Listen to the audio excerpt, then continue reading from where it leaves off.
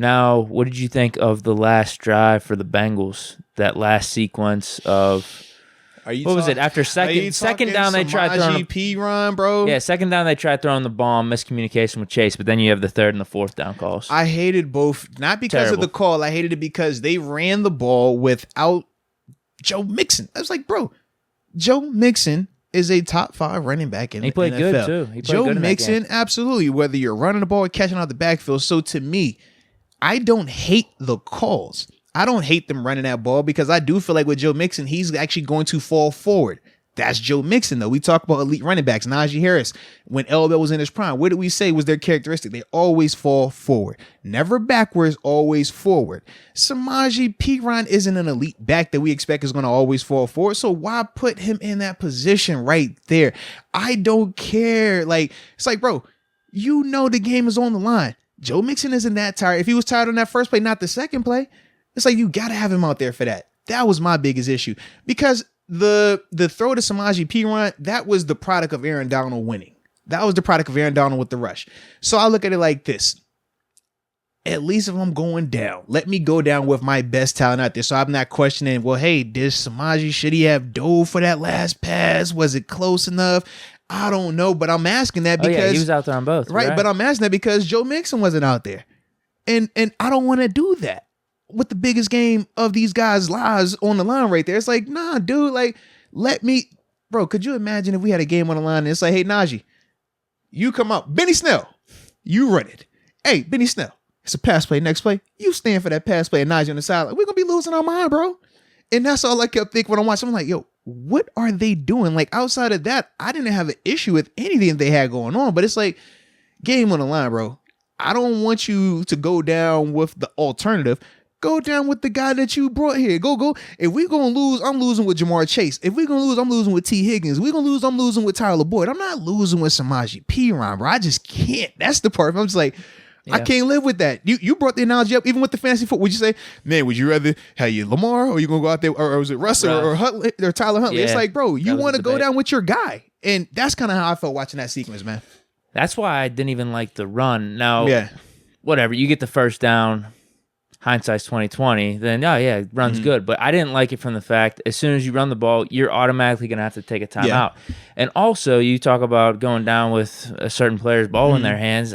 I'd rather go down with Burrow, though, and make him the pass. And that's fine as well. Like, I'm good with all. The only reason why I didn't hate the runs because I said it's 3rd and 2. You're looking at this play as I just need to pick up this first down to get the fresh set of downs. Fresh set of downs, you know you got a timeout or two. I think they had, they had 1 or 2. They had 2, because as soon as they ran it, they had to call the So, one. like, my thought process was you're going to run this ball, you're going to get the first down, timeout, fresh set of downs, because they were, right around midfield time for in that area. They're really close. Yeah. So you're probably about 10 yards away from a field goal. So I'm looking at it like that. Like, you get that first down, timeout, reset, get composed. Now we know we're not stopping this clock again until we're kicking a field goal.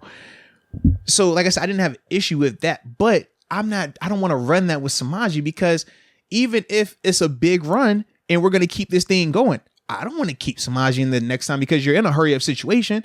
So that was my biggest issue with that. It's like, yeah, I would love to keep Joe Burrow and just having him with the ball. But at the same time, I know in that second half, especially Aaron Donald and that pass rush were winning a lot. So the more you drop back to quote unquote put it in the quarterback's hand, which I do feel like you have to, you put that O-line in danger, as we saw also. So that's why I was like, man, the run doesn't kill it. And they were even running to start the drive, if you think about it, right? Yeah. And they had success. So that's why I'm like, I like what they were doing, but the difference was early in the drive, they were using Mixon. Then you get to the game on the line and you're using Samaje Perine. I'm like, bro, I'd almost rather you call a timeout. Timeout there. Call a timeout. It's like, you know what, man?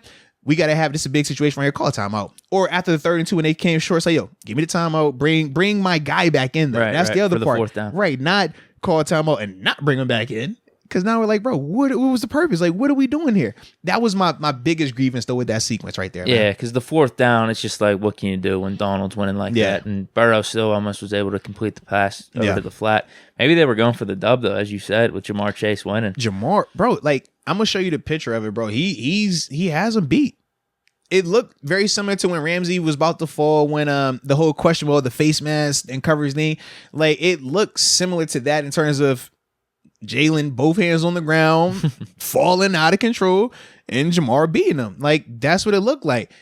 And that's why I'm like, bro, if they was going for the dagger right there, I respect the heck out of it. But once again, it was just, Aaron Donald beating, the O-line. So it's always funny when you think about it, like hindsight 2020, you're like, dang, that was the big question about the Bengals draft, right? You go Jamar Chase or do you go offensive line? And it's like, dang, to see it end kind of like that, you're like, well, not that that'll redo it or anything like that, because I still think they did it right, getting Jamar. But it's just funny like how that works. It's like, well, you actually still have that player. He was open, but because your old line failed you, you can't get it out. And that's the funny thing with the Bengals run, though, altogether, is like, granted, they came up big when the game mattered most in the fourth quarters. At the same time, they kind of skated by. With they had Raiders, some issues, bro. Carr made the bad decision to throw that pick. I mean, they're 10 yards away from, I think, was it winning that game if they scored a touchdown? So Raiders could have advanced there. And then the Titans, you want to talk about their offensive line. Yep. Joe Burrow was getting hit left and right, but it was Tannehill that threw the game away. And then Chiefs, they're smoking the Bengals, but then they just self-collapse in the second half.